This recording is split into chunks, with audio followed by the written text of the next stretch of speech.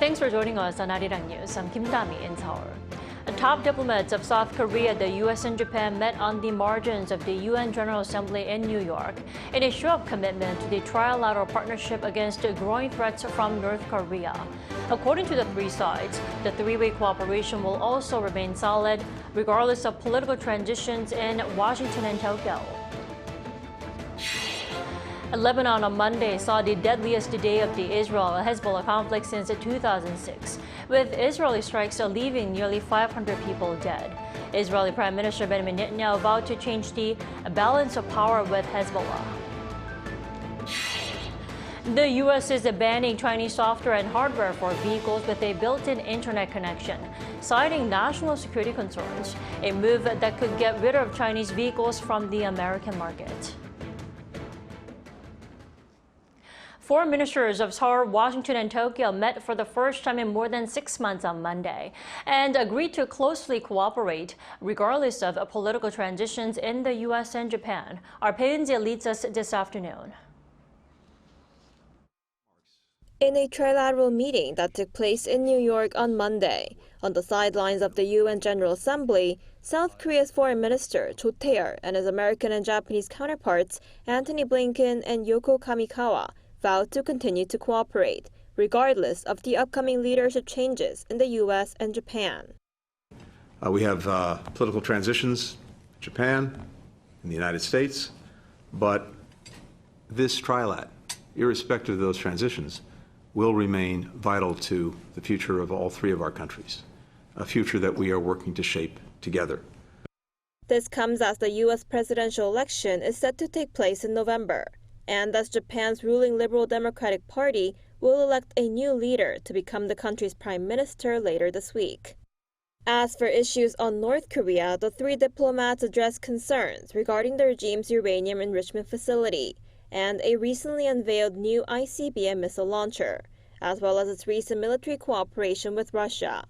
The three countries agreed to firmly respond to all kinds of provocations from the North and work together on urging the regime to abide by the UN Security Council resolutions.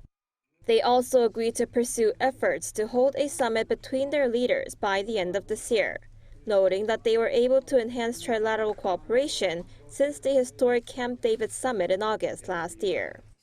Monday's meeting was the three officials' first face-to-face meeting in 7 months, since meeting on the sidelines of the G20 summit in Brazil back in February. Paeunji, Arirang News. The Israeli military launched airstrikes across Lebanon, targeting Hezbollah on Monday, in what turned out to be the deadliest day of the conflict in almost 20 years. The IDF hit more than 1,300 targets, killing almost 500 people. Shin Ha-young reports. The Israeli military on Monday carried out airstrikes in southern and eastern Lebanon against Iran-backed Hezbollah before targeting the capital Beirut later that evening. An airstrike in Beirut targeted senior Hezbollah leader Ali Karaki, the head of the Southern Front, whose fate remains unclear according to Reuters. This came just 3 days after the assassination of a senior Hezbollah commander. The Israeli military reported that its warplanes struck more than 1,300 Hezbollah targets in Lebanon in a single day. Lebanon's health ministry says at least 492 people were killed Monday, including 35 children, and over 1,600 were injured, the deadliest day of conflict between Israel and Hezbollah since 2006. We can say that all those who were killed today are civilians, and anyone can see that it was civilian targets that were hit. Israeli Prime Minister Benjamin Netanyahu expressed his willingness to continue Israel's attacks on Hezbollah. I want to clarify Israel's policy. We don't wait for a threat. We anticipate it. Anywhere, in any front, at any time. I promised that we would change the security balance. The balance of power in the north. This is exactly what we are doing. As tensions in the Middle East rise, the U.S. has decided to send a small number of additional troops to the region. Pentagon Press Secretary Pat Ryder said that this move comes in response to a sharp increase in violence between Israel and Hezbollah that raises the risk of a great regional war, though he did not specify the number of troops or their mission. There are currently about 40,000 U.S. troops in the Middle East. Meanwhile, the UN has called for an end to military responses and urged for a diplomatic solution. 신하영, Arirang News. Washington on Monday proposed prohibiting key Chinese software and hardware in connected vehicles on American roads, citing national security concerns. The Chinese Foreign Ministry slammed the announcement, calling it a discriminatory measure. Lee Seung-jae has more. Citing national security concerns, the U.S. Department of Commerce on Monday proposed a new rule that would ban the import or sale of connected vehicles that are installed with software and hardware made in China or Russia. This comes as the Bureau of Industry and Security released a notice on the proposed rule due to what it said were concerns that cars with cameras, sensors, software, and other components made in China could be used to collect sensitive data on drivers, passengers, and U.S. infrastructure. The rule primarily targets hardware and software integrated into the vehicle connectivity system and software installed into the automated driving system. The VCS is a set of systems that allow the vehicle to communicate externally, whether it be through Bluetooth, cellular, satellite, or Wi-Fi modules, while the ADS allows highly autonomous vehicles to operate without a driver behind the wheel. The newly proposed ban on software would be applied for the 2027 model year, while the ban on hardware would go into effect in 2030. In response to the latest proposed ban, Beijing slammed the announcement, calling it a discriminatory measure. At a regular briefing on Monday, Chinese Foreign Ministry spokesperson Lin Jian stressed China's opposition to the U.S. generalizing the concept of national security and discriminating against Chinese companies and its products. The spokesperson called on Washington to respect market principles and provide an open, fair, transparent, and non-discriminatory business environment for Chinese companies, adding China will resolutely safeguard its own legitimate rights and interests. Seoul will be closely watching the development of the proposed rule, as is expected to force South Korean automakers to readjust their supply chain. Lee Seung-jae, Arirang News. Wall Street extended its winning streak on Monday, led by new all-time high closing figures for the Dow Jones and the S&P 500. According to the New York Stock Exchange, the Dow Jones Industrial Average rose 61.29 points, or 0.15%, to close at 42,124.65, setting a new all-time high closing figure. The S&P 500 also rose more than 16 points on the day to close at a new all-time high of 5,718.57.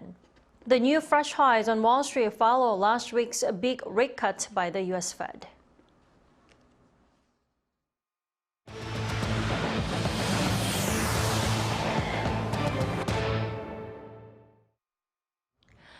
President Yoon ordered relevant ministries to follow up on the agreements with the Czech Republic regarding nuclear cooperation to ensure tangible results.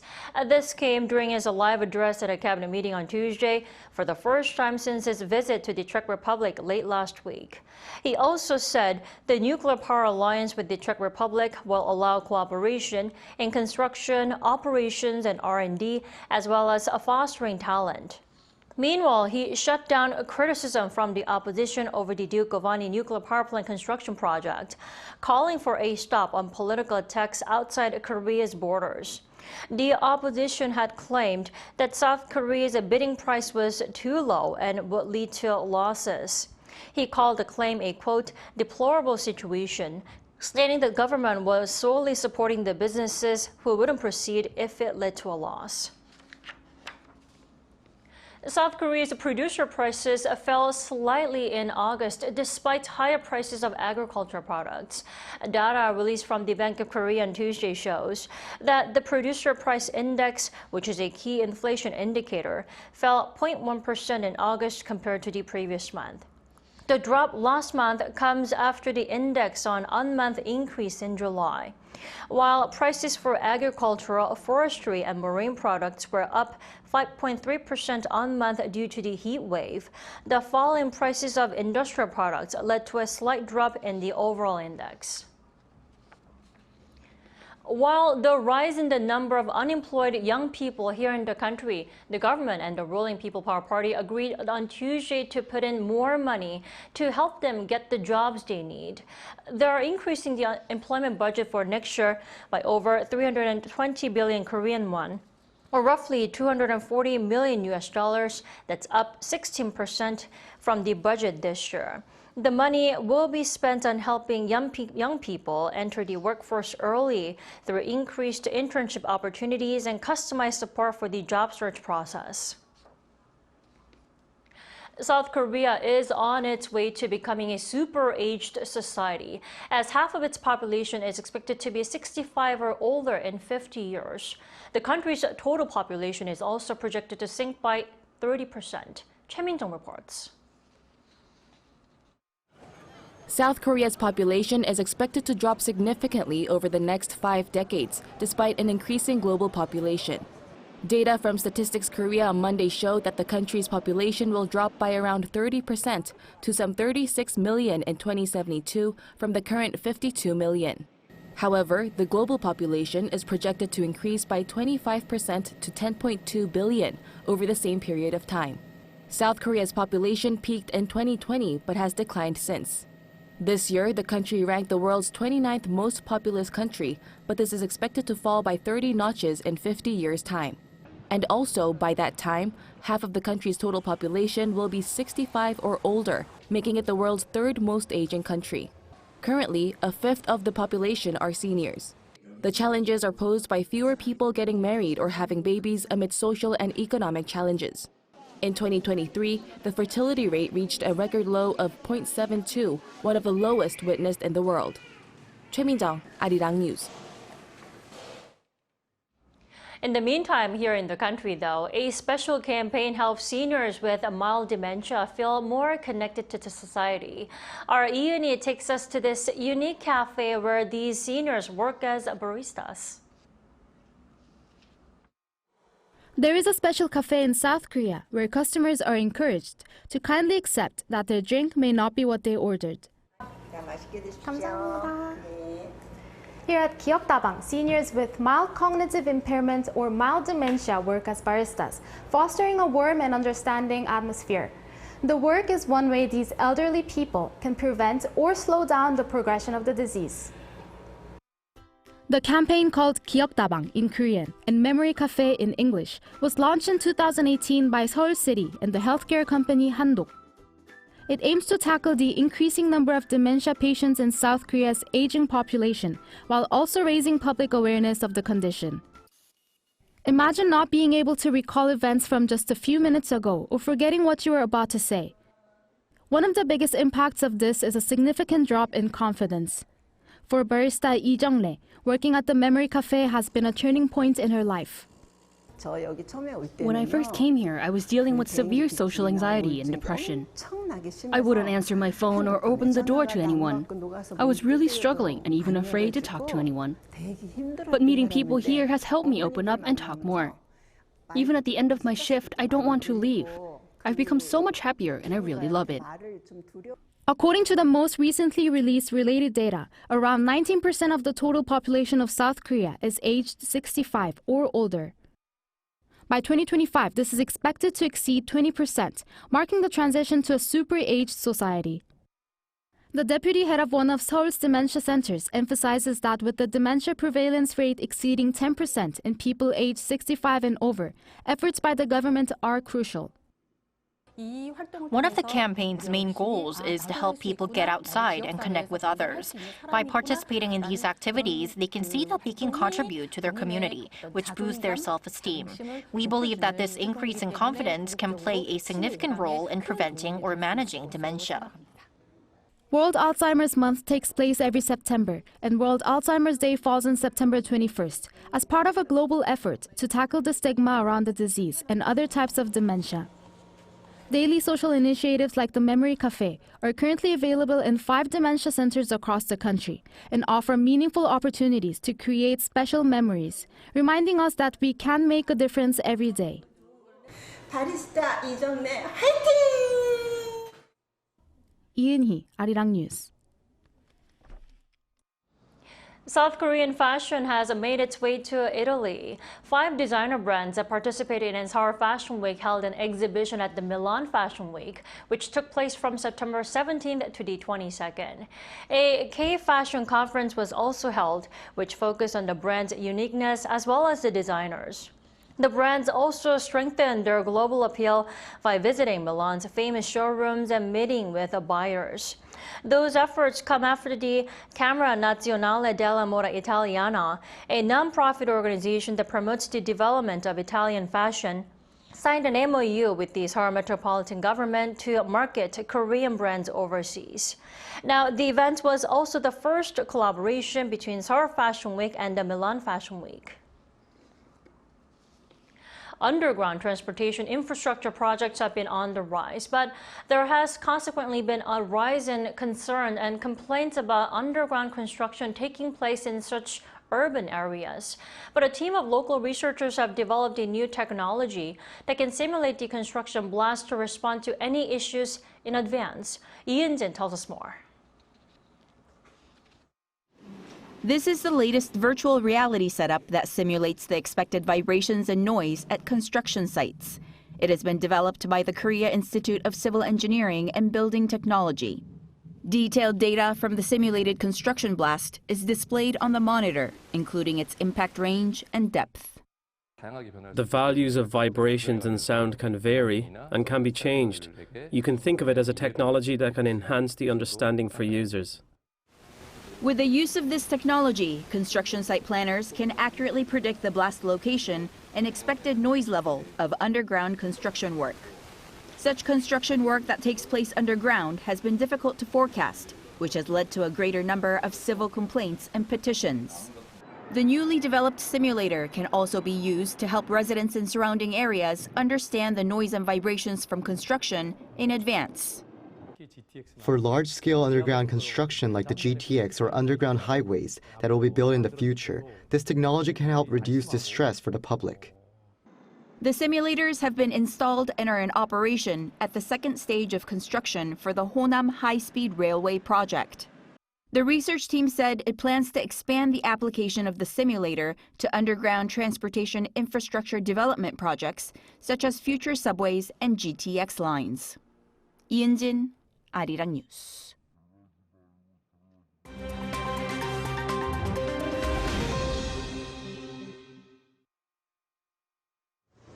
Let's take a look at the latest news in the world now. We begin today in the US, where a court hearing took place on Monday for the man suspected of attempting to assassinate former President Donald Trump earlier this month. In Monday's hearing, Ryan Wesley Ruth was ordered to remain in jail without bond, pending trial on the 2 gun-related charges against him, following his arrest on September 15th. According to federal prosecutors, the suspect apparently wrote a letter stating this was an assassination attempt on Donald Trump. U.S. law enforcement said that a civilian brought them a box that he said Ruth had dropped off at his residence. In the box was ammunition, 4 phones, and letters. In one handwritten letter addressed to the world, Ruth wrote that he had failed and would offer $150,000 to whomever can complete the job. The letter also said Trump ended relations with Iran like a child, and now the Middle East has unraveled. Federal prosecutors said that they planned to charge Ruth with attempting to assassinate a major political candidate, a felony that carries a life sentence if convicted. Authorities in Malaysia say they have rescued more children from charity homes linked to an Islamic conglomerate called Global Ikhwan Services and Business, where minors were allegedly physically and sexually abused. According to Malaysia's National Police Chief, Inspector General Razaruddin Hussein, on Monday, an additional 187 children have been rescued, bringing the number to 572 since investigations began earlier in September. 156 adults have been detained, including the top management of GISB. Razaruddin said that the National Police identified and conducted raids on 280 premises within all states that have links to GISB in Malaysia, leading to arrests and seizures. The police chief also said at a press conference that the Department of Social Welfare has opened 11 safe houses for the rescued victims. Following record rainfall in Japan's Noto region over the weekend, at least 7 people have reportedly died in Ishikawa Prefecture as the torrential downpours caused mudslides and flooding. The city of Wajima saw record rainfall of 121 millimeters in 1 hour on Saturday morning, while neighboring Suzu City saw 84.5 millimeters in 1 hour. According to state media NHK, some 400 police, fire and self-defense personnel are conducting searches for the 2 people still missing. One of the casualties was a person working on the reconstruction of damage from the region's devastating earthquake on New Year's Day, which killed over 300. Chief Cabinet Secretary Hayashi Yoshimasa said on Monday that some of the evacuation shelters in the region are lacking necessities and that portable toilets and rice are scheduled to arrive. An 18th century diamond necklace with possible links to Marie Antoinette is set to go on auction in November with an estimated price of up to $2.8 million.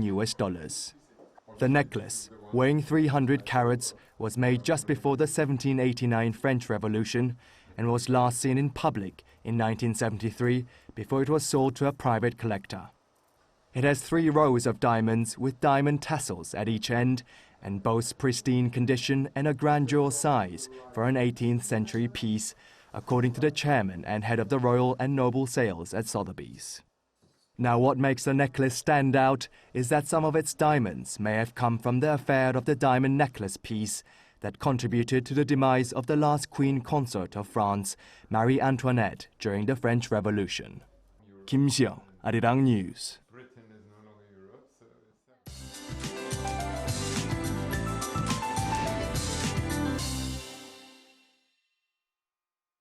Good afternoon. Many are enjoying relief from the late summer heat, although it has gotten much cooler in the mornings and evenings. Even Daegwallyeong in Gangwon-do province had single-digit morning temperatures today. Afternoon highs are rising fast under sunny skies to the mid to upper 20s in most parts of Korea. And that seems to be a major weather theme throughout the week.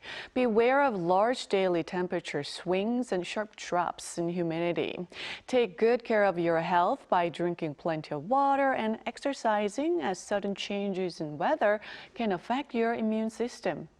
Central regions are enjoying plenty of blue skies, but southern provinces are seeing more clouds moving into the country.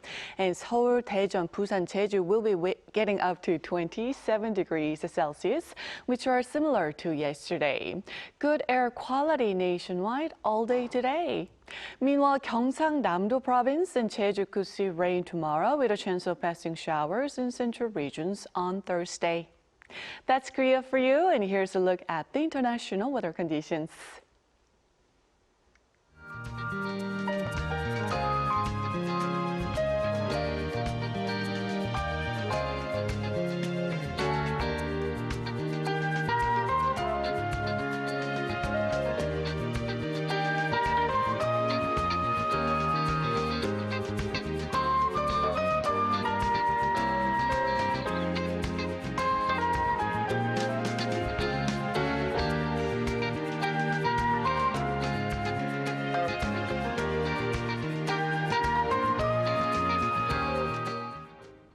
That's all we have at this hour. Arirang News will be back at 2 p.m. Korea time. Thanks for watching.